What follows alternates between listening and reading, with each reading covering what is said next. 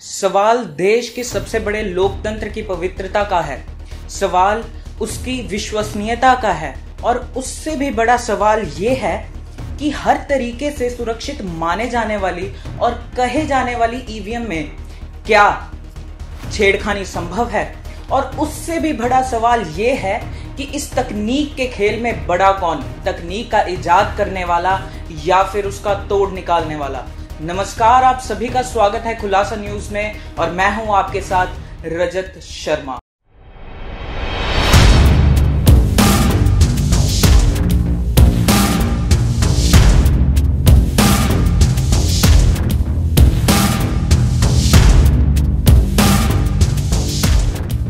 जी हां, हम बात कर रहे हैं ईवीएम हैकिंग की, जिसका ढिंडोरा आम आदमी पार्टी समेत हर बड़े राजनीतिक दल ने उठाया था और 2009 में भी भाजपा ने इसको अपना मुद्दा बनाया था। लेकिन अब इसे मुद्दा बनाया है अमेरिकी साइबर एक्सपर्ट ने। जी हां, ये शख्स है सईद शुजा। इसने सोमवार को वीडियो कॉन्फ्रेंसिंग के थ्रू लंदन में एक प्रेस कॉन्फ्रेंस की, जिसमें इसने ईवीएम हैक करने के बड़े बड़े दावे किए और इसने ये भी कहा कि 2014 के आम चुनावों में भाजपा ईवीएम हैक कर चुनाव जीती थी और इससे भाजपा को उसने पूरे कटघरे में खड़ा कर दिया है। और साथ ही में उसने जितने भी एक तरह से आरोप लगाए हैं वो आरोप ज्यादा हैं, लेकिन उसका कोई भी प्रमाण नहीं दे पाया है शुजा, क्योंकि जितने भी आप प्रूफ कहें ना तो वो ऑन पेपर है या फिर किसी तरह का कोई भी प्रूफ नहीं दे पाया है। इसीलिए ये जानना बहुत जरूरी हो जाता है कि क्या ईवीएम हैक हो सकता है, कौन है ये शख्स और इसने क्या क्या दावे किए हैं।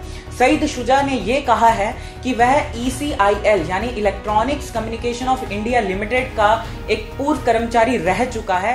ECIL वह कंपनी है जो कि ईवीएम बनाती है, जिसे आप सरकारी PSU कह सकते हैं।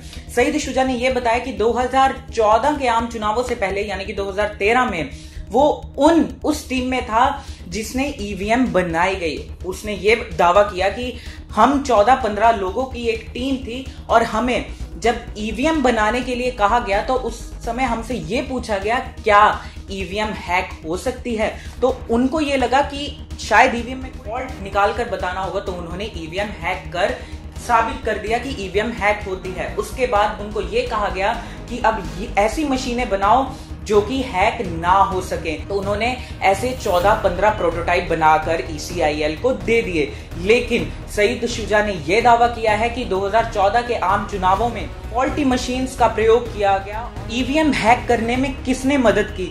शुजा का यह दावा है कि टेलीकॉम कंपनी रिलायंस ने भाजपा की इसमें बहुत मदद की, क्योंकि रिलायंस के पास एक नेटवर्क है जहां से वो डेटा को वो ट्रांसमिट कर सकता है। शुजा ने यह भी बताया कि पूरे देश में ऐसे 9 सेंटर हैं जहां पे लो फ्रीक्वेंसी सिग्नल से आप डेटा को ट्रांसमिट कर सकते हैं। वहां के कर्मचारियों को ये नहीं पता कि वह क्या काम कर रहे हैं, उन्हें सिर्फ ये लगता है कि वो सिर्फ डेटा एंट्री का काम कर रहे हैं, लेकिन वहां से डेटा ट्रांसमिट हो रहा है और ईवीएम हैक करी जा रही है।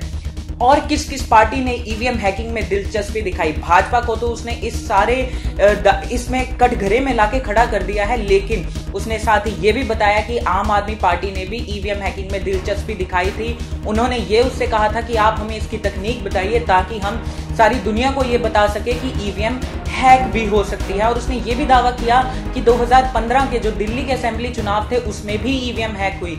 इसके साथ साथ उसने ये भी कहा कि कांग्रेस ने भी उनसे मुलाकात की थी और सपा और बसपा ने भी इसमें दिलचस्पी दिखाई थी। लेकिन उसने साथ में एक गोपीनाथ मुंडे, जो कि हमारे पूर्व केंद्रीय मंत्री रह चुके हैं, उनकी भी हत्या की आशंका जताई। शुजा के मुताबिक गोपीनाथ मुंडे की हत्या की गई थी, ना कि उनकी मौत किसी दुर्घटना में हुई थी, क्योंकि मुंडे को हैकिंग की जानकारी थी।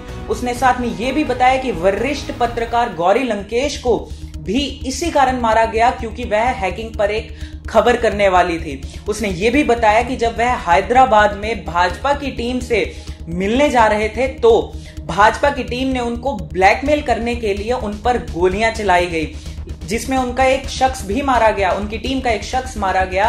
और बाद में भाजपा ने इसको एक सांप्रदायिक दंगे का रूप दे दिया। खुलासा न्यूज शुजा के दावों को कोई भी सच नहीं मानता, क्योंकि शुजा ने कोई प्रूफ नहीं सामने रखा। शुजा के दावों में कितनी सच्चाई है और कितना झूठ है, इसका तो चुनाव आयोग को ही फैसला लेना पड़ेगा, क्योंकि चुनाव आयोग ने यह कहा है कि जिसने भी ये ईवीएम हैक की खबर बताई है उस पर वो लीगल एक्शन लेने की सोच रहे हैं। लेकिन बात यही नहीं आती। बात यह है कि भारत अपने देश समेत कई देशों में ईवीएम बांटता है जहां पर सफलतापूर्वक चुनाव करवाए जाते हैं।